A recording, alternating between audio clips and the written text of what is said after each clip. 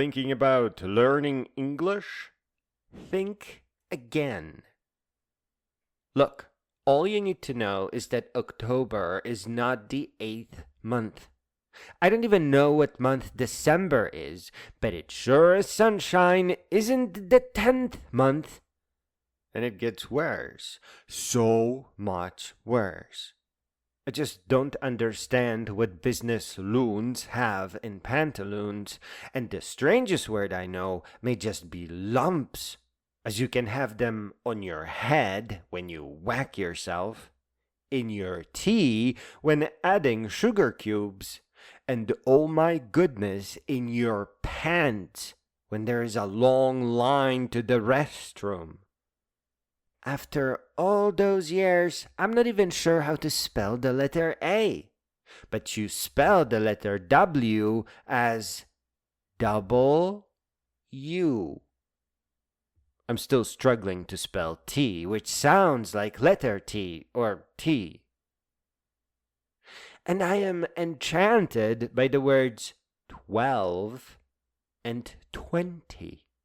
In America, when writing a letter, it is customary to write numbers out with words. Apparently, just writing down the numbers makes you look immature. And each time I wash my hair, I use the shampoo. And I don't even want to know. And it gets even more iffy. You know the green peas that we all grow up eating? In English, the name is a disaster. Let me tell you something, and you better sit down for this, because you can have the following: snow pea, chickpea, sweet pea, green pea, purple pea, sugar snap pea, garden pea, field pea, black eye pea, and pigeon pea, and cow pea, and I am not joking, and pea shoots for pea plants in the early stages. Apparently their leaves taste really nice. To make the matter even more magnificent, chickpeas are often called garbanzo beans.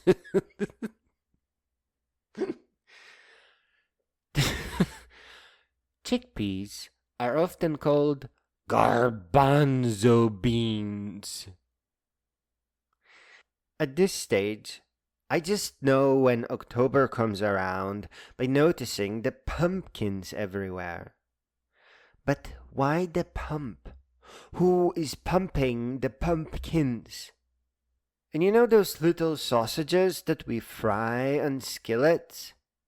In English, they are called hot dogs.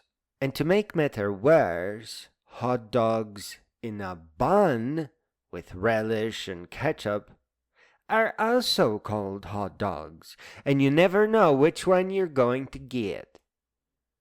Traditionally, people ask, how many licks to get to the center of a lollipop? But I ask, where is the pop? What does the pop in the lollipop? It was so hard to remember this word that I used to just call it sugar on a stick. Speaking of candy, I don't know what the bumble and bumblebee is, or if the fireflies can start fires. But butterfly? Seriously? And in Michigan, I once encountered, and this is totally true, a huge sign in the middle of a supermarket that said pork butts were on sale. And I did not look to see if it was what it sounded like. And there are hidden words too, ones you don't really hear at first.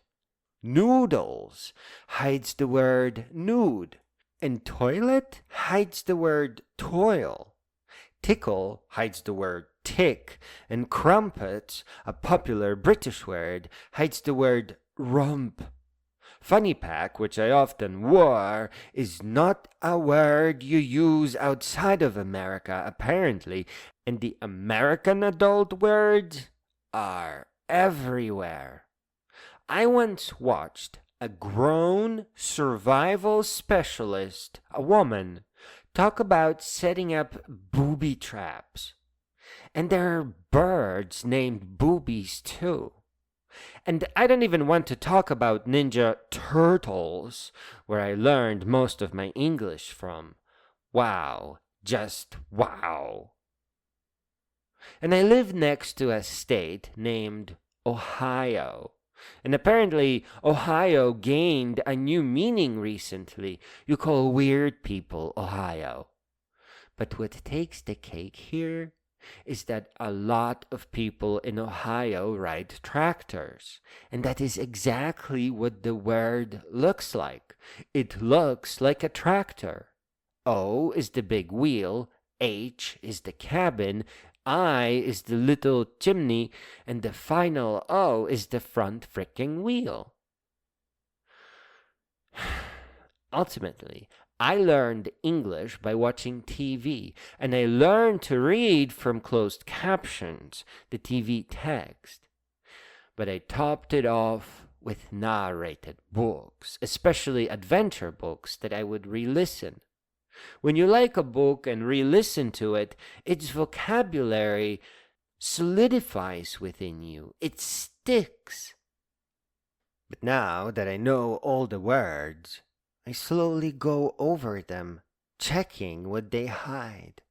And between the lumps, completely, totally misnumbered months, shampoo, the peace, and works of art like Ohio, it is a very strange and complex language, and it will sure take a while to get used to, long after you learn how to use it.